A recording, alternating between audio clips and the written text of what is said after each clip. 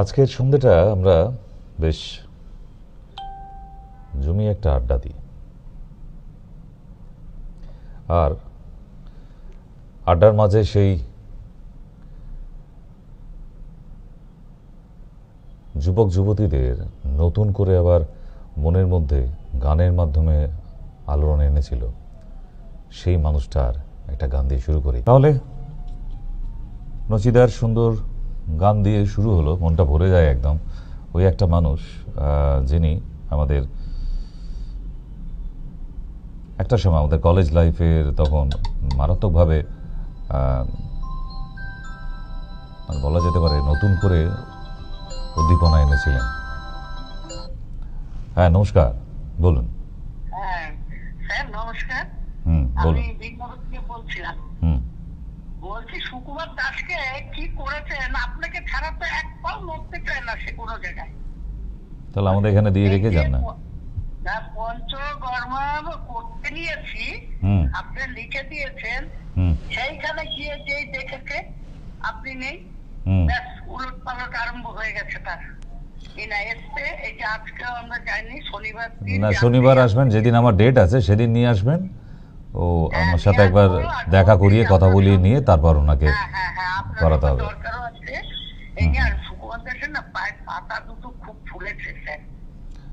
আচ্ছা আচ্ছা, কিন্তু একভাবেই রয়েছে, কোন এনে পেচ্ছাপ হচ্ছে, সেই পরিমাণে পেচ্ছাপটা হচ্ছে না। এখন আমার চিন্তা হচ্ছে আবার ক্যাপিটাল করাতে হবে না তো? না, তা হবে না, আপনি দেরি করবেন না। শনিবার হয়তো একটু দেরি হয়ে যাবে। হ্যাঁ, শনিবার যাচ্ছি, আপনাকে দেখিয়ে তারপরে করবো। আর একটা ওরা পায়খানার ওষুধ দিয়েছে, তারপর করবো। কেন আপনার তো পটির ওষুধও আছে, ওইটা তো পটি করছে খেয়ে, ঠিক আছে। শনিবার দিন নিয়ে দেখিয়ে তারপরে ওইটা করাবো। সে কি মাথা খারাপের মতন কথা, এই ডাক্তার পাল্টাচ্ছে, আমি কিছুতেই করবো না। না না, ওনাকে ওই দুম করে নিয়ে আসা উচিত হয়নি, কারণ উনি আমার সঙ্গে কথা না বলে উনি অন্য কোনো ডিপার্টমেন্টে যাবে না। আবার আপনি যেটা বলবেন, এই যে বলছি যে ডাক্তারই তো লিখে দিয়েছে, না না মাথায় নিতে পারছি না, আমাকে নেবেন না। আবার আমাকে যদি ঢুকতে না দেয় তাইলে আবার কিন্তু শান্তি নেই, দুই জায়গার এক জায়গায়। না না, আপনাকে তো থাকতে হবেই, ওনাকে থাকতে হবে, কারণ পুরোটা তো নর্মাল নয়, সেটা বোঝার দরকার আছে আমাদের। হ্যাঁ, শুনছে, কানে তো ভালো শুনছে না, তা বসে দেখছে। আমি বলছি এক্ষুনি ফোন করে জানাবো, যেটা পাচ্ছে না, যার ফলে এত ছোট বয়স থেকেই এদের ওই পায়ের যন্ত্রণা, হাঁটুর যন্ত্রণাগুলো। অনেক বাচ্চারা আছে, আমার কাছেও আসে অনেক বাচ্চাই, ছোট স্কুলে থেকে ফিরে, হেঁটে হয়তো স্কুল থেকে ফিরে এসে একদম ক্লান্ত হয়ে যায়, যন্ত্রণাটা রাতে ঘুমের মধ্যেও হয়। তো ভিটামিন D3 আর ক্যালসিয়ামটা টেস্ট করে আমাকে জানান, আমি ওষুধ বলে দেবো।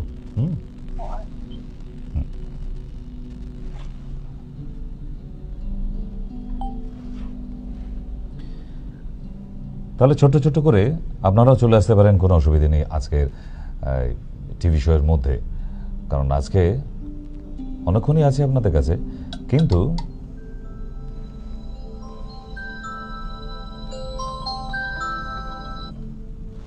হ্যালো,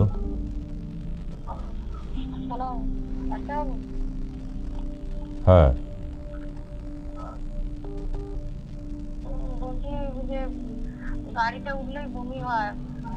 ইউটিউব দেখুন, গাড়িতে উঠলে বমি হয়, গাড়িতে উঠবেন না, টোটোয় উঠুন, অটোয় যান, গাড়িতে উঠবেন না। তো ওই তো ওষুধের দোকানে গিয়ে জিজ্ঞেস করুন, পেয়ে যাবেন, তার থাকলে দিয়ে দেবে আপনাকে, ঠিক আছে। তো তার জন্য ইউটিউবে দেওয়া আছে, ইউটিউবগুলো বানিয়ে রেখেছি শুধু পড়ে থাকার জন্য নয়। আপনারা যদি না দেখেন কিছু করার নেই, কারণ বাসে, ট্রেনে, সাফোকেশনে অনেকের বমি হয়, তার জন্য ঘরোয়া টোটকা শুদ্ধ। এই বোধহয় 4-5 দিন আগেও আপনাদের বোধহয় আমি আবার রিপিটেশন শোটা দিলাম। হ্যাঁ, নমস্কার, বলুন। হ্যালো,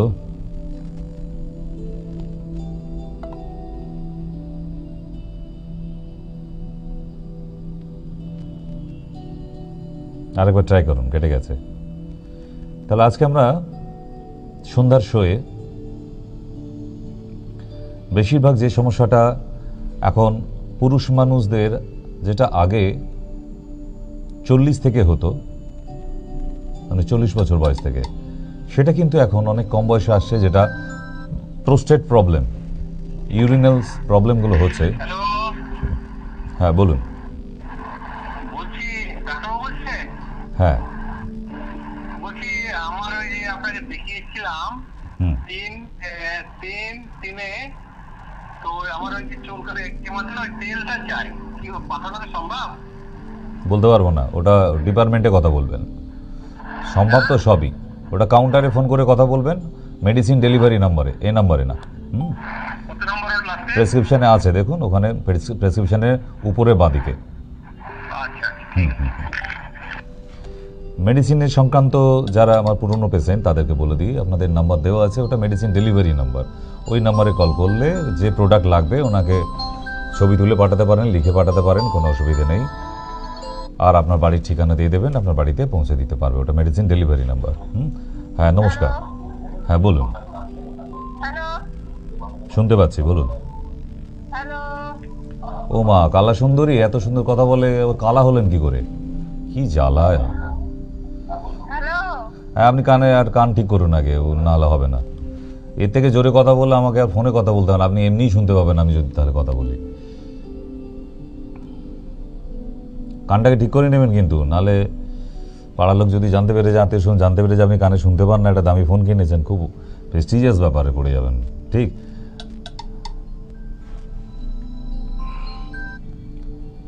হ্যাঁ নমস্কার, বলুন। আমি মিস্টার স্যারের সঙ্গে কথা বলতে চাইছি। হ্যাঁ বলুন। আমকা থেকে বলছি, এই যে একটা কথা বলতে চাইছি, মায়ের পায়ে খুব যন্ত্রণা হয়। চেম্বারে নিয়ে চলে আসবেন।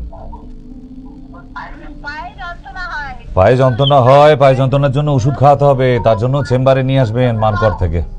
কোলেস্ট্রল আছে। যা যা আছে টোটাল রিপোর্ট নিয়ে চেম্বারে আসবেন। নমস্কার। হ্যালো, বলুন। স্যার নমস্কার, আমি শিলিগুড়ি থেকে বলছি। আমার গলার তো কিছুদিনের সমস্যা, বহু ডাক্তার দেখাইলাম, কিন্তু ঠিক হচ্ছে না, মানে গলার টাইম থাকতা। তো আপনাকে দেখাবো ভাবছি, আমার তো বাড়ি শিলিগুড়ি, আমার তো কলকাতা যাওয়ার পক্ষে সম্ভব না। কোথায়? শিলিগুড়ি? হ্যাঁ শিলিগুড়ি মাটিঘাটা। শিলিগুড়ি চেম্বারে দেখাবেন। শিলিগুড়ি চেম্বারে কোন হচ্ছে আপনি? শিলিগুড়ি কলেজের কাছে, শিলিগুড়ি কলেজের সেকেন্ড গেট। শিলিগুড়ি কলেজে সেকেন্ড গেটে, second gate, first gate second gate আছে শিলিগুড়ি কলেজের সেকেন্ড গেটে, অলিক ডায়াগনস্টিক সেন্টার। হ্যাঁ হ্যাঁ, অলিক ডায়াগনস্টিক সেন্টার। আপনি নিচে যে দুটি নাম্বার দেওয়া আছে ওই নাম্বারে কল করে একটু জানিয়ে দিন আপনি শিলিগুড়ি চেম্বারে দেখাতে চাইছেন, ওনারাই বুকিং করে দেবে।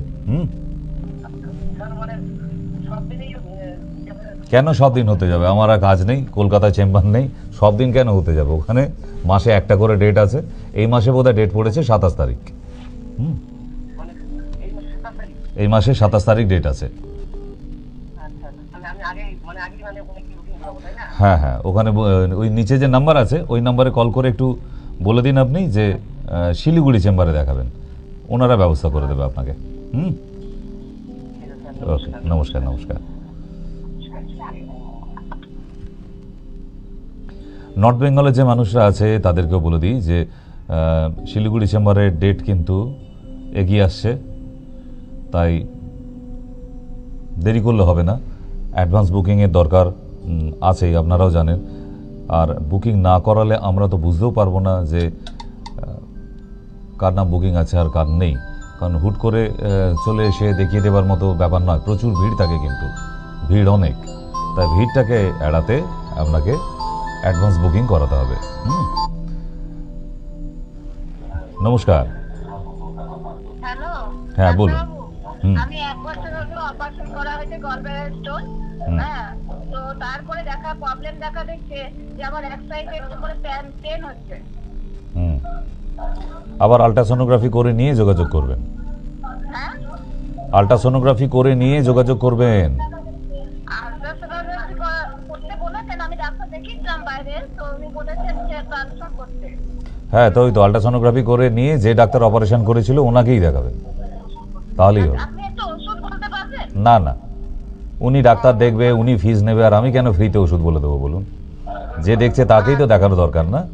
যার আন্ডারে আছেন তার আন্ডারেই আগে, কারণ যিনি অপারেশন করেছেন উনি ব্যাপারটা বুঝবেন।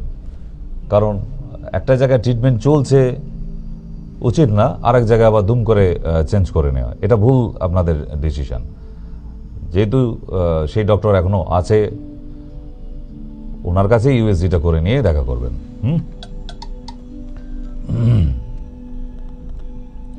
তাহলে আমরা আজকের প্রেজেন্টেশনে ফিরি, কারণ মাঝের মধ্যেই আমরা স্মৃতিচারণ করি, ঠিক কথা। এই স্মৃতিচারণ এই জন্যই করি, প্রচুর মানুষের ধারণা আছে যে স্মৃতি শুধু বেদনার, কিন্তু আমি প্রমাণ শুদ্ধ পেয়েছি, না, স্মৃতি শুধু বেদনার নয়। মানে একটা মানুষ বেঁচে আছে কিন্তু স্মৃতি নিয়ে, তাহলে সেটা বেদনার হতে যাবে কেন? এমন অনেক স্মৃতি আছে মানুষের যা আনন্দমুখর। তাই আপনার মন যদি খারাপ থাকে, আপনি আপনার জীবনের সুন্দর মুহূর্তগুলো মনে করার চেষ্টা করুন, দেখবেন ভালো থাকবেন। মন খারাপ থাকাকালীন সেই সুন্দর মুহূর্ত, প্রতিটি মানুষের জীবনেই কিছু ভালো মুহূর্ত তো আছে, ছোটবেলার, তার থেকে আরও বড় হওয়া, শৈশবকাল। আপনি সেই সময়ের মুহূর্তগুলো একটু মনে করুন, দেখবেন ভীষণ ভালো লাগছে। ছোটবেলার বন্ধুদের কথা মনে করুন, ভালো লাগবে। ক্লাসমেটদের সঙ্গে, তাদের ক্লাসের সঙ্গে আরও কী কী ছোট ছোট ঘটনার সঙ্গে জড়িয়ে আছে, ছোট গল্প, সেগুলো মানুষকে কিন্তু ভীষণভাবেই ভালো রাখে। কারণ স্মৃতি শুধু বেদনার, সে যে বেদনা নিয়ে বসে আছে সে বেদনা নিয়ে, তার কাছে বেদনা, সবার কাছে হতে যাবে কেন স্মৃতি? তাই নয় কি? কারণ আপনি যে বেঁচে আছেন কি নিয়ে? সেই পুরনো দিনের কথা মনে করে, আপনি আগের দিনের ভবিষ্যতের কথা ভেবে কিন্তু না। আমরা ভবিষ্যৎ কিছু জানিই না, তো আমাদের ভবিষ্যতে কি হবে, আগামীকাল কি ঘটবে আমরা কেউ জানি না যখন, তাহলে সেই নিয়ে আনন্দ কারোর মাথায় আসে না কিন্তু, তাই না? যে এয়ারপোর্টের সামনে দিয়ে কবে মেট্রো রেল শুরু হবে আর সে আনন্দে নাচছে, এখন ও কবে হবে বোধহয় এই জন্মে দেখে যেতে পারবো কিনা তার ঠিক নেই। তো সুন্দর ওই রকম আনন্দ করে কিন্তু লাভ নেই, যেটা স্বপ্নবাচকে পড়ে যায়। কিন্তু এমন অনেক স্মৃতি আছে যেটা সুন্দর মুহূর্ত, যে মেট্রো রেলে ওই শেষ ট্রামে দুজনে ফাগুনের এক রাতে দেখা হয়েছিল, 3টি বছর পরে জানি না কি হবে। এরকম কিছু স্মৃতি মানুষকে কিন্তু আবার ভালোর দিকে টানে। তাই মানুষ স্মৃতি নিয়েই বেঁচে আছি আমরা, আর স্মৃতি মানুষকে বাঁচিয়ে রাখতে পারে, এছাড়া আর কোনো উপায় নেই আমাদের কাছে। তাহলে আমরা শুরু করি স্মৃতি দিয়েই শুরু করা যাক, ভালো লাগবে। না, ভার ভার ব্যাপার নয়, সুন্দর ব্যাপার। মাঝের মধ্যেই আমি রিমাইন্ডারে অনুষ্ঠানটা প্রেজেন্টেশনে দিই কেন? এই একটাই কারণ, মানুষ তো স্মৃতি নিয়ে বেঁচে আছে। ইস, যদি আবার ছোটবেলায় ফিরে যাইতে পারতাম, যদি এমন একটা ভূতের রাজা বর এসে 3টি বর চাই না, একটা যদি বলতো, তাহলে একবার একটা বরই কইতাম আমি, যে আমারে শৈশব ফিরিয়ে দাও। সত্যিই তো তাই। টাকা পয়সা গয়না গাটি হয়তো আপনারা ভেবে রেখেছেন যদি ভূতের রাজা সামনে আসে, কিন্তু না, আমার সামনে যদি ভূতের রাজা আসে তাহলে একটাই বর চাইব, ফিরিয়ে দাও আমার শৈশব। ভালো না? হয়তো মাথায় ছিল না, মাথায় দিয়ে রাখলাম, যদি কোনোদিন দেখা হয় ভূতের রাজার সঙ্গে তাহলে অবশ্যই চেয়ে নেবেন। আমরা স্মৃতিচারণ করব আজকে। সবাই আবার দেখবেন আমার সাথে সাথে স্মৃতি রোমন্থন করছেন, কারণ এরপরে চুপ করে বসে থাকা যায় না। যারা 70 দশক, 60-এর দশক, 50 দশকের মানুষরা বসে আছেন সময় নষ্ট করে আজকে আমার এই অনুষ্ঠান দেখছেন, তাদের জন্য তো ভীষণ ভালো লাগার। হ্যাঁ, সত্যিই তো তাই, আমরা হারিয়ে এসেছি আমাদের শৈশব। চলুন শৈশব যদি মনে করতে পারেন তাহলে দেখবেন সব ঠিক আছে। এরকম কত মানুষ আছে না যারা আজকের ডেটে সিঙ্গেল থাকেন, যদি তোর ডাক শুনে কেউ না আসে একলা চলো রে, এই দেখবেন ভালো আছেন। সারা জীবন আমরা একই রকম ভাবে পারি না তো, আগে যেভাবে দৌড়াতে পারতাম এখন নিশ্চয়ই পারবো না। ফ্যাক্ট, আগে যেভাবে লুকিয়ে সিনেমা দেখতে গেছি, এখন একটা গোটা সিনেমা দেখতে বিরক্ত লাগে, 3 ঘন্টা টানা, বিরক্ত ব্যাপার। এতক্ষণ বসে একটা সিনেমা দেখব টানা, তাতে তো আরো অনেক কাজ হতে পারে, ভালো কাজও হতে পারে, খানিকটা দেখা যেতে পারে, অত ধৈর্য নেই। তাহলে সেই ধৈর্যটা আস্তে আস্তে কমে এসেছে, কারণ এগুলো বয়স বাড়ার সাথে সাথে হয়। যারা আমার আজকে অনুষ্ঠানে টিভির পর্দার সামনে একটু বয়স্ক, যারা মানে মোটামুটি 40 পার করেছেন বা 50 পার করেছেন, 60 পার করেছেন, তাদের বলছি, এখন তো বেশ ভারী কি আসছে শরীরে এবং মনে, তাই না? আপনি আস্তে আস্তে এজেড হচ্ছেন, তার মানে আপনার চিন্তা ভাবনাগুলো এখন কংক্রিট হবে, আরো ফ্রিকেল হবে না। কিন্তু মনের মধ্যে ওই শৈশবটাকে মেরে ফেলবেন না।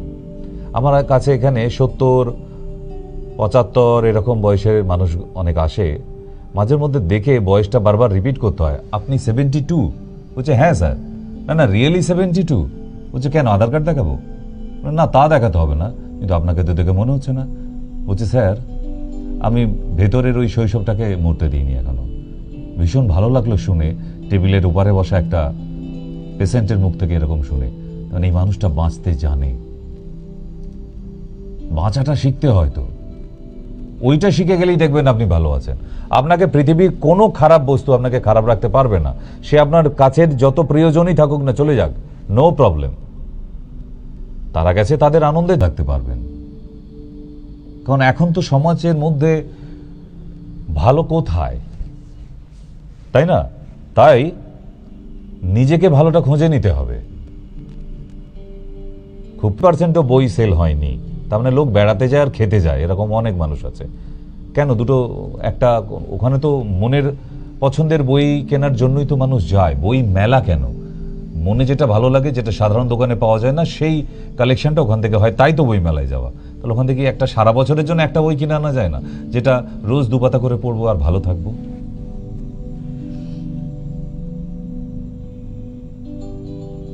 ফিরে আসবো তো আরেকবার আপনাদের জানিয়ে দিই যে আমরা শিলিগুড়িতে কিন্তু এই মাসে 27 তারিখ ডেট আছে, 27। যারা নর্থ বেঙ্গল থেকে আমাদের অনুষ্ঠান দেখছেন তাদেরকে জানিয়ে দিই যে নিচে যে নাম্বার দেওয়া আছে, এখানে দেখুন এই নাম্বারে 2টো নাম্বার দেওয়া আছে। এই 2টি নাম্বারে যে কোনো একটিতে নোট করে নিন এবং কল করে জানিয়ে রাখুন, আমি শিলিগুড়ি চেম্বারে দেখাবো, তাহলেই হবে। না হলে কলকাতায় বুকিং করে ফেলবে, মুশকিল হয়ে যাবে।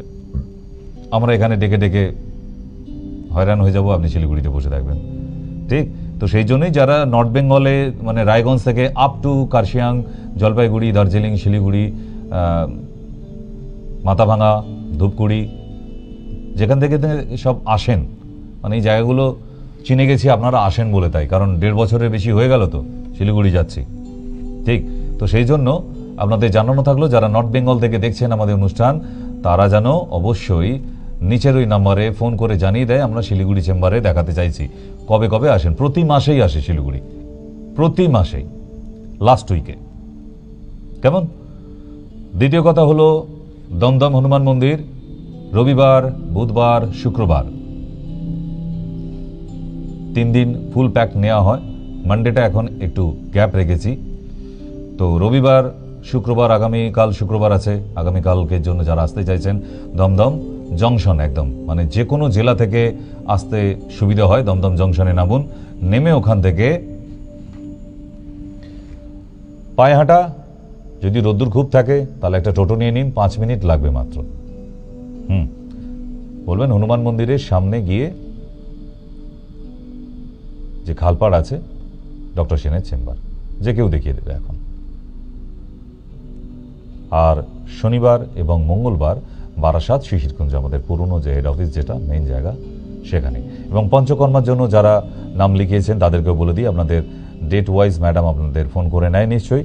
ডেট ওয়াইজ অবশ্যই রিপিটেশন করান, ওষুধ বন্ধ না রেখে, যাদের পঞ্চকর্মা চলছে। পঞ্চকর্মা শেষ হয়ে গেলে অবশ্যই দেখা করবেন, কারণ বেশ কিছু মেডিসিন চেঞ্জ করার আছে।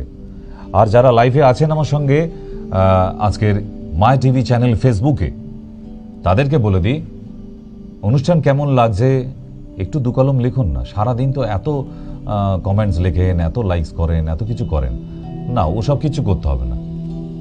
ওই লাইক নিয়ে না, ওই নন্দিনী দিদি হতে চাইছে না।